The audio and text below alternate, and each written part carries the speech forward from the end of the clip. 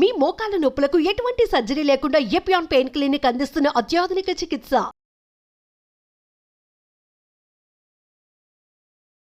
Hi hello నమస్తే welcome to our channel.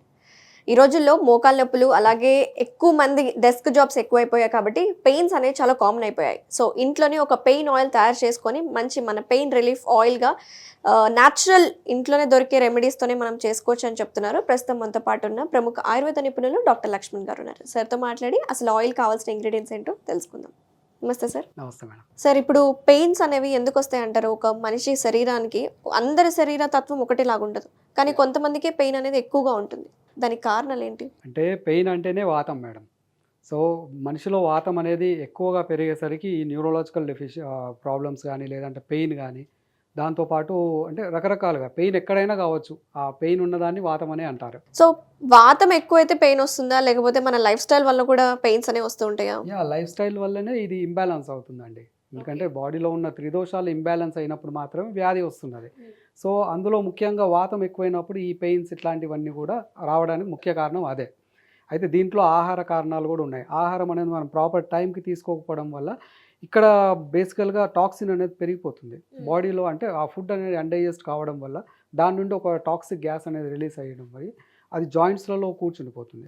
దానివల్ల pains అనేది చాలా ఎక్కువగా ఉంటాయి అన్నమాట. అయితే ఇక్కడ ముఖ్యంగా దీంట్లో వచ్చిన ఇంగ్రీడియంట్స్ అనేవి ఈ వావిలాకు ఒకటి, మిరియాలు ఒకటి, నువ్వుల నూనె, వాము, వెల్లిపాయలండి. వెల్లిపాయలతో పాటు కొద్దిగంత యూకలిప్టస్ ఆయిల్ అండి. సో ఎన్ని గ్రామ్స్ తీసుకోవాలి ఏంటి అనేది మనం ప్రాసెస్ స్టార్ట్ చేద్దాము. ఓకే అండి. సో ముందుగా ఏం చేయమంటారు సార్? ఇప్పుడు ఆయిల్ తీసుకోండి, నువ్వుల నూనె.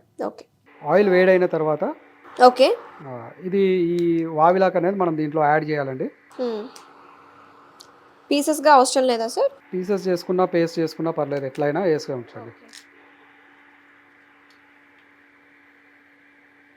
దీంట్లో కొద్దిగంత మిరియాలు, ఓకే. దీంట్లో వాము చూర్ణం కూడా దీంట్లోనే యాడ్ చేసుకోవాలండి. వెల్లుల్లి. ఇందులో ఈ ఇంగ్రీడియంట్స్ అన్నీ కూడా కంప్లీట్గా డ్రై అయిపోయి కంప్లీట్ మాడిపోతాయండి. అప్పటి వరకు దీన్ని ఆయిల్ అనేది మనం బాయిల్ చేసుకోవాలి. సో ఈ తైలం అనేది పక్వం అవుతుంది. ఈ తైల పక్వం అయిపోయిన తర్వాత మనం దాన్ని వడబోసేసి చల్లారిన తర్వాత యూకలిప్టస్ ఆయిల్ ఏదైతే ఉందో యూకలిప్టస్ ఆయిల్ దానికి యాడ్ చేసుకోవాలి. యాడ్ చేసుకునేసేసి పెయిన్ మనకు ఎక్కడైనా సరే పెయిన్ మోకాళ్ళలో కావచ్చు, లేదంటే సయాటిక్ పెయిన్ కావచ్చు, లేదంటే రిస్ట్ పెయిన్ కావచ్చు, షోల్డర్ పెయిన్ కావచ్చు, పెయిన్ అనేది ఎక్కడున్నా సరే దానికి అనేది ఈ ఆయిల్ మనం ఎక్స్టర్నల్గా అప్లై చేసినట్లయితే ఆ పెయిన్ చాలా బాగా అద్భుతంగా పెయిన్ అనేది రిలీవ్ అవుతుంది. ప్లస్ అక్కడ ఉన్న స్వెల్లింగ్ కూడా తగ్గుతూ వస్తుంది క్రమేణా. ఇంకొకటి కాల్షియం కూడా మంచి సప్లిమెంట్ అవుతుంది, ఎందుకంటే ఇందులో యూజ్ చేస్తున్న నువ్వుల నూనె యూజ్ చేయడం వల్ల జాయింట్స్లలో లూబ్రికేషన్ అనేది పెరిగి జాయింట్ మూవ్మెంట్ అనేది చాలా బాగా పెరుగుతుందండి. ఓకే.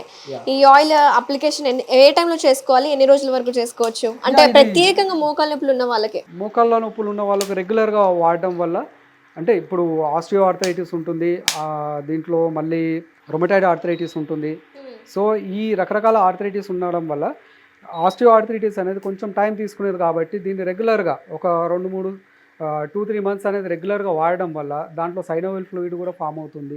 ప్లస్ స్వెల్లింగ్ తగ్గుతూ దాంట్లో మంచి చేంజెస్ అనేది వస్తాయండి. సో దీంతో పాటు మనము ఇంటర్నల్గా కూడా కొన్ని మెడిసిన్ మనం మాట్లాడుకుందాం సార్. సో ఆహారపు అలవాట్లు ఎలా చేంజ్ చేసుకోవాలి? ఆయుర్వేదం ద్వారా మన ఇంట్లో దొరికే వంటిల్లే వైద్యశాల మన ఇంట్లో దొరికే సేమ్ ఇలాగే ఇంటర్నల్గా ఎలాంటి తీసుకోవచ్చు మనం చెప్పండి. అయితే దీంట్లో ఇంకొక రెమెడీ ఏంటంటే మేడం, మనకు అందరికీ దొరికేది పసుపు అండి. సో పసుపు కొమ్ములు తీసుకునేసేసి దానికి అంటే ఒక 100 గ్రామ్స్ పసుపు కొమ్ములు ఉన్న దగ్గర 200 గ్రామ్స్ మనము సున్నం తీసుకునేసేసి ఒక కుండలో వేసేసేయాలి. కుండలో వేసి దాంట్లో వాటర్ పోసేసి ఒక డే బై డే, అంటే ఇవాళ వాటర్ పోసామంటే రేపు ఆ వాటర్ అనేది చేంజ్ చేసేయాలి. అలా ఒక 3 డేస్ చేసిన తర్వాత ఒక 18 డేస్ పక్కకు పెట్టేసేయాలి. దాన్ని 18 డేస్ తర్వాత ఆ సున్నం అంతా క్లీన్ చేసేసి ఆ పసుపు ఉంటుంది కదా, దాన్ని కేసర్ అని పిలుస్తాం మేము. అంటే కేసర్ అంటే అది నూరిన తర్వాత రెడ్ కలర్లో వచ్చేస్తుంది. సో అది కనుక ఒక 1/2 టీ స్పూన్ ఉదయం సాయంత్రం కనుక బటర్ మిల్క్లో కనుక వాడుతూ ఉన్నట్లయితే పెయిన్స్ అనేది అస్సలు ఉండేయండి. రొమటాయిడ్ ఆర్థరైటిస్కి యాక్చువల్గా కొన్ని థెరపీస్లో అసలు ట్రీట్మెంట్ లేదు దానికి. అవును, ఆయుర్వేదంలోనే మంచి ట్రీట్మెంట్స్ ఉంటాయని నేను విన్నాను. అవునండి. సో దీంట్లో ఇది కంప్లీట్గా క్యూర్ అవుతుంది. ఓకే. సో అంటే చాలా అంటే ఇది ఒక పడుతుంది, బట్ పెయిన్స్ లో మాత్రం చాలా మంచి రిలీఫ్ అవుతుంది. ఇది ఒక రెమెడీయే కదా సార్? అంటే పర్మనెంట్ రిజల్ట్ అనేది ఉంటుందా మరి రుమటైడ్ ఆర్థరైటిస్ కి? తప్పకుండా రిజల్ట్ ఉంటుంది మేడం. ఓకే. మీ దగ్గర ట్రీట్మెంట్స్ ఎలా ఉంటాయి? మా దగ్గర జనరల్ గా ఏంటంటే ఈ కాంబినేషన్స్ పెడుతూ మేము దీంతో పాటు మేము బృహద్వాత చింతామణి రస్ అని మేము చేస్తూ ఉంటాం మేడం. సో బృహద్వాత చింతామణి రస్ ఒకటి, ఏకాంగ వీర రస్ అని చెప్పేసి, పూర్ణచంద్రోదయం అని. సో ఈ కాంబినేషన్స్ ఇవ్వడం వల్ల వాళ్ళకి చాలా మంచి మెరుగైన ఫలితాలు అందుతాయి. నా దగ్గర ఉన్న పేషెంట్స్ చాలా మంది కోలుకున్నారండి. Very nice. సో ఇది ఆల్మోస్ట్ అయిపోయినట్టు చూడండి, మొత్తం నల్లగైపోయింది కదా సార్. సో చల్లగైన తర్వాత ఫిల్టర్ చేసుకోవాలి.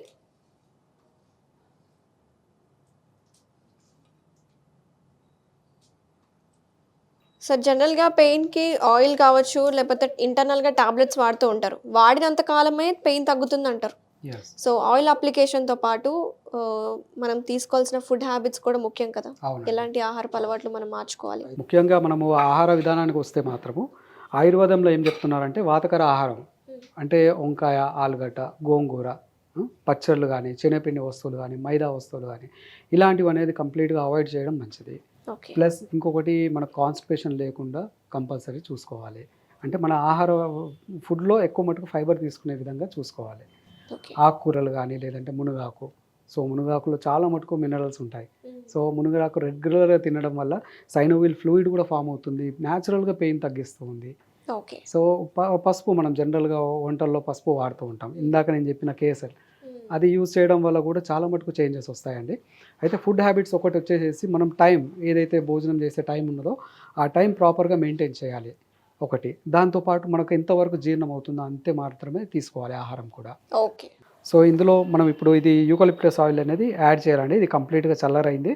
చల్లగైన తర్వాత ఇది మనం యూకలిప్టస్ ఆయిల్ దీంట్లో యాడ్ చేస్తున్నాం.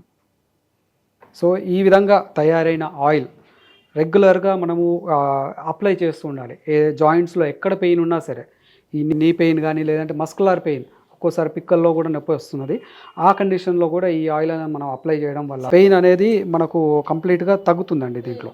సో ఈ పెయిన్ అనేది మనకు జనరల్గా జాయింట్స్లో వచ్చేసి మనం మసాజ్ చేసేటప్పుడు రౌండ్ మసాజ్ చేయాలండి. రౌండ్ అనేది మసాజ్ చేసినప్పుడు ఈ ఆయిల్ అనేది కంప్లీట్గా అబ్జర్వ్ అవుతుంది. ఇక్కడ మనం ప్రెషర్తో మనం చేసినట్లయితే అక్కడ ఇంజూర్ అయ్యే అవకాశం ఎక్కువగా ఉంటుంది. కాబట్టి జస్ట్ నార్మల్గా మన పామ్తో దీన్ని రౌండ్గా మసాజ్ చేస్తే చాలండి. ఓకే.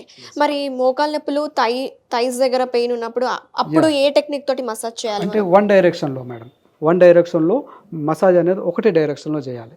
సో ఈ డైరెక్షన్లో చేయాలి. ఈ రాయడం ఈ విధంగా చేయడం వల్ల ఎలాంటి లాభం ఉండదు.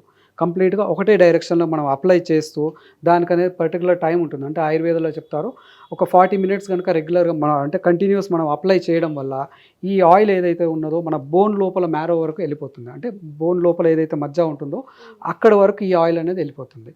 సో ఈ విధంగా అయిన తర్వాత స్వేదన కర్మ అనేది చేస్తూ ఉంటారు. అంటే అది టవల్ కొంచెం వేడి నీళ్ళలో ముంచి దాన్ని కాపడం కానీ, లేదంటే స్టీమ్ చేసినా సరే ఇందులో కంప్లీట్ పోర్స్ అనేది యాక్టివేట్ అవుతాయి, అంటే క్లియర్ అవుతూ ఉంటాయి. ప్లస్ దాంట్లో బ్లడ్ సర్క్యులేషన్ కూడా చాలా బాగా ఇంప్రూవ్ అవుతుంది. Very nice sir. Thank you sir, thank you so much. So చూసారు కదా వ్యూయర్స్, ఎంత simple easy remedy oil application ఎలా చేసుకోవాలి, అలాగే ఇంట్లోనే న్యాచురల్గా మనకు అందుబాటులో ఉండే ఇంగ్రీడియంట్స్ తోటి ఎలా పెయిన్ రిలీఫ్ ఆయిల్ ఎలా ప్రిపేర్ చేసుకోవాలో చూసారు కదా. మీరు కూడా తప్పకుండా ట్రై చేయండి.